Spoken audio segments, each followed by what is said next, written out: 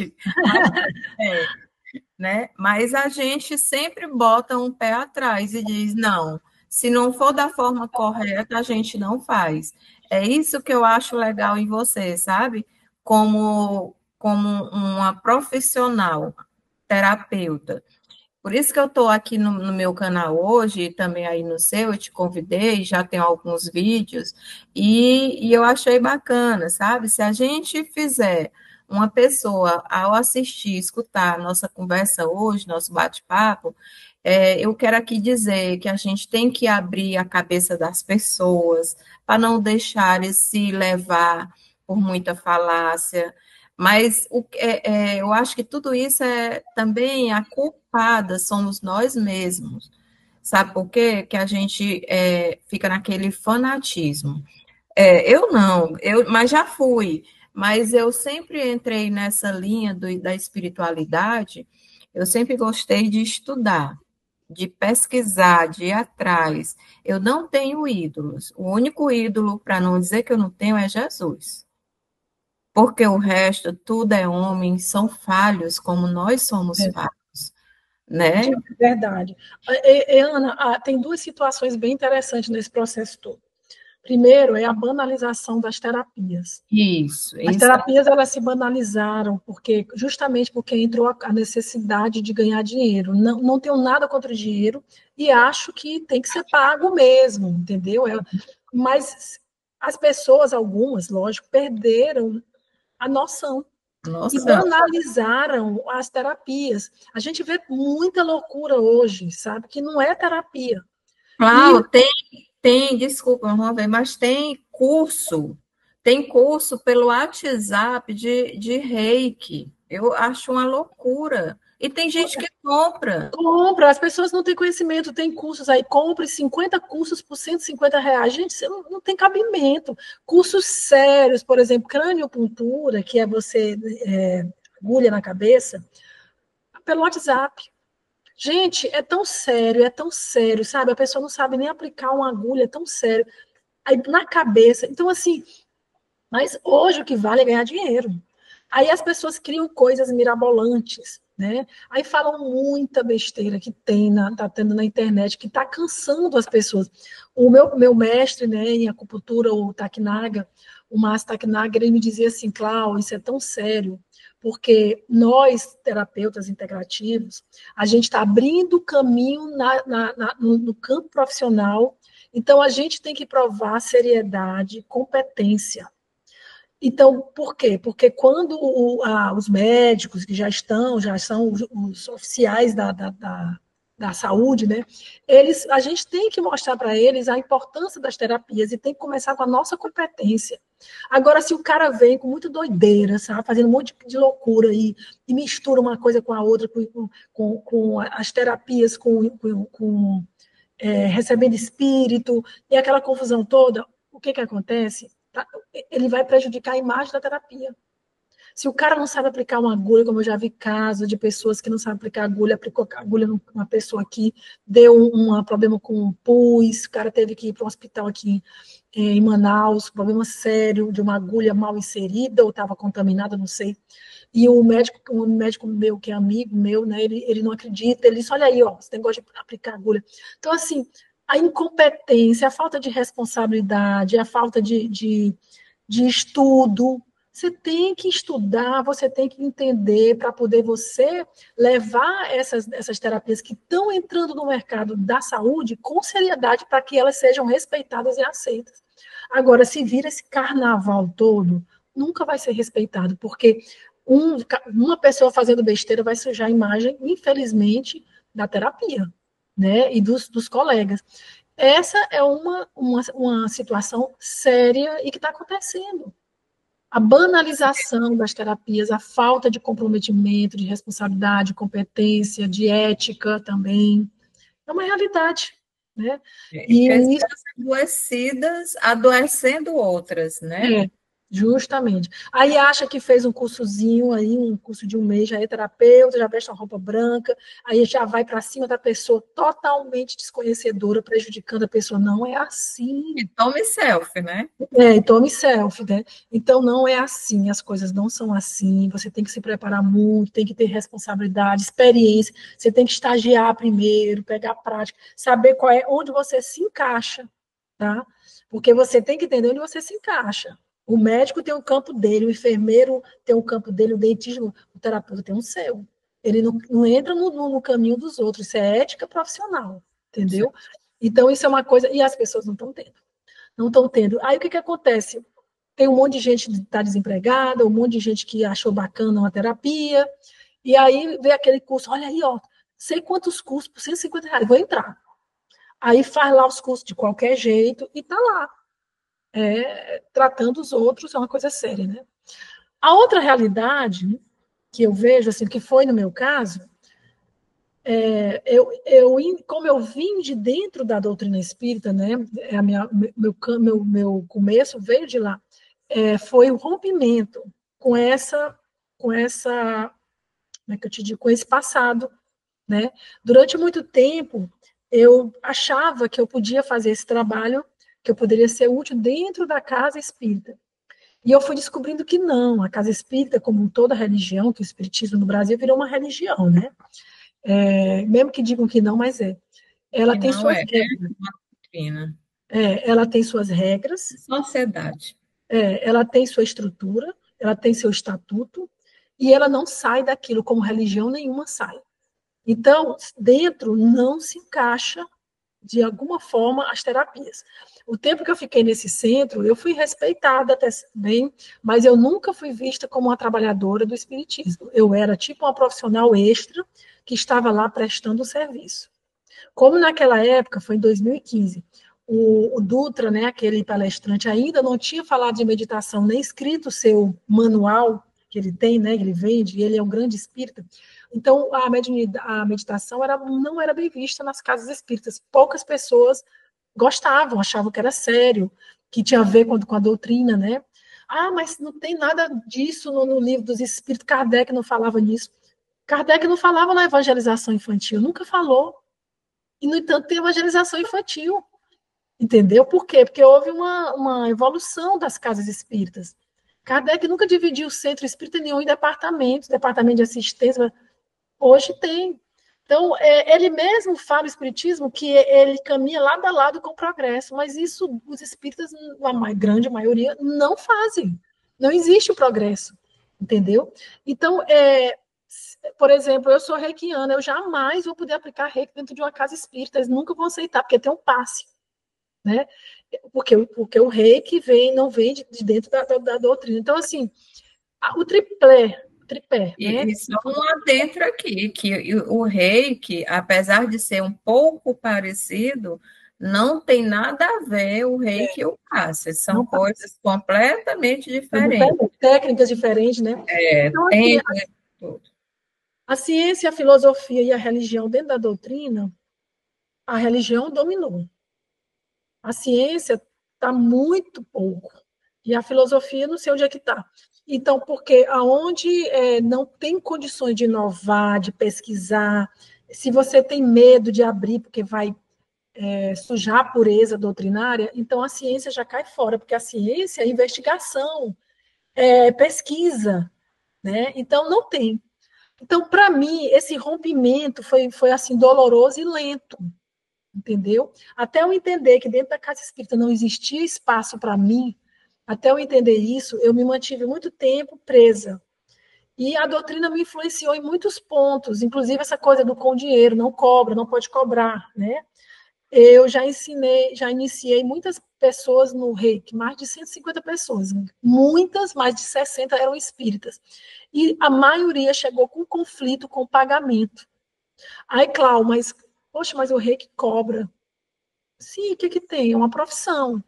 Ah, mas o passe não cobra. Por escolha. Entende? Aí vira aquele conflito com o dinheiro. Se eu estou cobrando, é porque não existe amor. não existe caridade. As pessoas confundem as coisas. Eu conheço pessoas que aplicam passe de graça e não existe amor envolvido. Existe comércio com a espiritualidade, tá? Eu vou aplicar esse passe porque eu tenho um débito com esse cara, porque eu tenho um obsessor, porque eu quero ir para o plano espiritual, para o nosso lar. Não existe amor. E eu conheço pessoas que trabalham por dinheiro em qualquer profissão e são cheias de amor. Não é o dinheiro ou a falta de dinheiro, é a tua intenção, entendeu? Então, esse foi outro conflito que eu tive que romper comigo, essa coisa do dinheiro, sabe? Que também me fez, não foi legal para mim. Eu já não sabia mexer com comércio, ainda tinha esse outro lado de tudo ser de graça, né? E eu descobri que gratuitamente as pessoas não valorizam, né? Só que o que foi que eu fiz? Eu passei a trabalhar somente, como eu estou fazendo com você. Eu escrevo meu blog, eu nem vejo, só vou ver se tem comentários, né? Se teve um bom alcance, eu não quero mais saber. Eu lanço. Não ganho nada com o blog, a não ser o prazer de servir. Hoje eu estou nesse nível, entendeu? Mas eu também posso trabalhar por dinheiro. Ah, Cláudio, eu queria que você aplicasse um reiki, uma acupuntura em mim, tudo bem, eu cobro tanto, entendeu? Mas eu não estou mais correndo atrás disso. Graças a Deus me libertei, né, disso também. Então, assim, todos esses conflitos, muitas pessoas enfrentam. Muitas pessoas, muitas pessoas que trabalham com as terapias, elas estão enfrentando, entendeu? E dentro da casa espírita a gente conhece muita gente que fica naquele conflito, naquela coisa, eu cobro, eu não cobro, isso é bom, isso não é, sabe? Agora, o meu problema foi esse rompimento com a doutrina, deixar de esperar que eu possa servir alguma coisa dentro da doutrina espírita. Porque para eu servir, eu tenho que fazer toda aquela caminhada, né, que você já conhece, fazer o ESE de novo, fazer o ESE, o que for preciso, aí eles vão ver que eu não estou obsidiada, aí eles começam a me colocar no trabalho, né? E o trabalho não pode ser do meu jeito, tem que ser no que está lá dentro, né? Então, meditação não entra, acupuntura não entra, reiki não entra, nada disso entra. Tem que ser aquele trabalho que existe dentro da doutrina. Estudo do evangelho, diálogo fraterno, ou desobsessão, né? Mediunidade, aquela coisa toda, né? E eu entro em choque. Como é que eu que faço projeção mental, eu que pratico meditação, que tenho contato com seres de outros planetas, com que consigo, já consegui muitas vezes ir ao passado, eu tenho facilidade de ver minhas outras vidas, né? De me deslocar de ambiente também em algum outro local. Como que eu vou servir da casa espírita? Eles nunca vão aceitar. Eu nunca vou ser encaixada ali.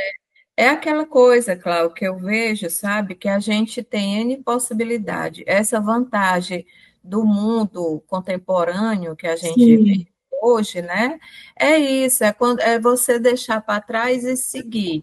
seguir. Pessoas como a gente, que tem a mente mais aberta, que busca sempre mais e mais conhecimento, não passei a tal, mas para a gente se autoconhecer e aplicar para a gente Pra mesmo, gente mesmo. né? Então, eu acho que a melhor propaganda do nosso trabalho é quando a gente chega num lugar e a gente faz a diferença, Sim, entendeu?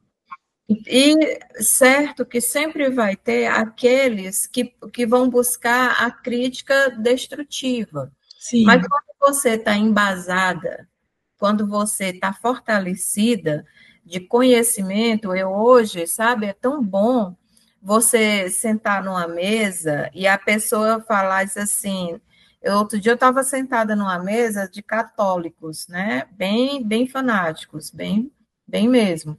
E eles disseram que Deus castigava, falando de uma pessoa que não estava agindo legal e que Deus ia castigar. E eu peguei, ele foi assim, e o que é que você acha, Catarina? Que eu era a única espírita, não, espiritualista lá na mesa. Era um almoço em família e tal.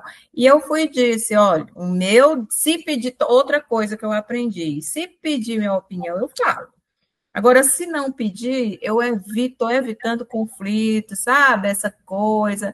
Eu estou evitando bagagem. E eu pago muito caro para me ter minha estrutura emocional hoje em dia. A gente caminhou muito, eu digo a gente porque eu te conheço também. A gente investiu muito no nosso eu interior, para me desgastar com pouca gente, com pouca coisa, sabe? E eu disse assim: não, o meu Deus, ele não é esse Deus perverso que castiga. Para mim, não existe essa história de castigo, existe lei de colheita. Plantou, colheu. Ah, mas dá na mesma coisa. Não, dá na mesma coisa, não. Mas primeiro que Deus não é uma pessoa, né? Primeiro, aí eu fui dar aquilo que você já sabe, que o meu Deus, ele é um Deus misericordioso, e eu tenho que usar a Bíblia também, né? Porque se eu estou usando a linguagem dele, eu também tenho que saber a linguagem dele. Tanto é que eu tenho certos assuntos que eu não tenho conhecimento, eu me abstenho. Agora, do que eu tenho conhecimento e pediu, ouve, né? E eu fui dar uma pequena aula e todos gostaram da explicação que eu dei, porque tinha uma pessoa na mesa também que ela estava passando por uma fase difícil e que estava, vamos dizer assim, num caminho torpe, errado, entendeu? E eu fiquei, olhei para ela, eu fui, se eu tenho que ter também empatia com ela, né? Eu não posso aqui tá com todo mundo condenando quem nunca errou. Aí eu disse assim, mas vem cá, fulano, teu Deus não é o mesmo aquele Jesus que, filho do Deus, não é aquele mesmo que andou com Maria Madalena, com as prostitutas, com os estropiados e tal, e tal. Ele disse, eu disse, então, por que que teu Deus vai castigar o errado? Eu nunca vi Deus andando o meu Deus, ele não anda em templos religiosos. Os templos religiosos, eles servem para nos disciplinar. Eu preciso estar numa casa espírita, a minha já é um pouco assim aberta, né? Eu preciso da casa espírita 2 vezes na semana, porque eu preciso daquele ambiente com aquela energia, com aquele momento, que a casa da gente muitas das vezes não dá, né? Entendeu? Mas é isso, e eu vejo que as pessoas não olham para isso. E o que é as terapias, principalmente a meditação, Cláudio? Que naquela nossa época atrás, a gente tinha o TDAH, a dislexia, mas a gente não tinha esse coisa médico, como que se diz, que me fugiu a palavra, essa esse diagnóstico. No que foi que a meditação, essas terapias te trouxe? Antes de eu te falar sobre isso, eu vou só te fazer um parêntese bem aqui, que é bem interessante. Algumas pessoas falam assim, Cláudio, tu te afastaste dos trabalhos espíritas, mas tu frequenta, tu faz tratamento. As pessoas, eu aprendi uma palavra chamada pensamento polarizado. O que é o pensamento polarizado? Ou é 8 ou é 80. Então, muita gente pensa que o fato de eu ter me afastado dos trabalhos espíritas, eu rompi totalmente com o espiritismo, não serve, me tornei inimiga, né? Aí eu falo para elas, olha, os meus filhos, eles fazem a evangelização numa casa espírita, fizeram, estão fazendo. Por quê? Não para ser espírita, mas porque a base, para mim, foi o que eu recebi, eu acho importante. Depois eles decidem o que querem. Vou sempre fazer tratamento lá, se eu achar legal, porque eu acredito nos tratamentos. Eu gosto de ler algumas obras espíritas, eu leio pouco. Eu faço um evangelho em casa, não com o evangelho mesmo, já fiz, é com uma obra, um livro espírita também. Então, assim, não existe um rompimento com a doutrina. Não tem nada a ver, entendeu? Eu continuo admirando a doutrina, como admiro o budismo, como admiro o hinduísmo, né? Mas eu não sou, me considero mais uma pessoa de dentro de casa espírita fazendo esse trabalho. Só quero deixar isso claro, porque já me fizeram essa pergunta. Eles achavam como eu não me considero mais uma espírita, acabou, eu rompo, porque as pessoas estão acostumadas com isso, né? Aí fulana deixou de ser católica, agora ela é espírita. Ela deixou de ser espírita, agora é um bandista, agora ela é evangélica, né? Tem aquela coisa, aí ficou inimiga, falando mal. Não tem nada a ver uma coisa com a outra. Quando a gente se torna espiritualista, a gente bebe de todas as fontes e tira o melhor que existe em cada uma. E lógico que do espiritismo eu vou tirar muito porque eu conheço, entendeu? Agora, sobre a meditação, ela me trouxe, ela faz parte da minha vida. Eu não vivo sem meditação. Isso tem mais de 20 anos, né? A meditação, ela foi assim, o que me centrou, o que me colocou no centro, entende? É o que faz eu frear a minha ansiedade, os meus pensamentos, a minha inquietação, as minhas angústias. Porque a prática da meditação, ela nada mais é do que um autoacolhimento. Você se acolhe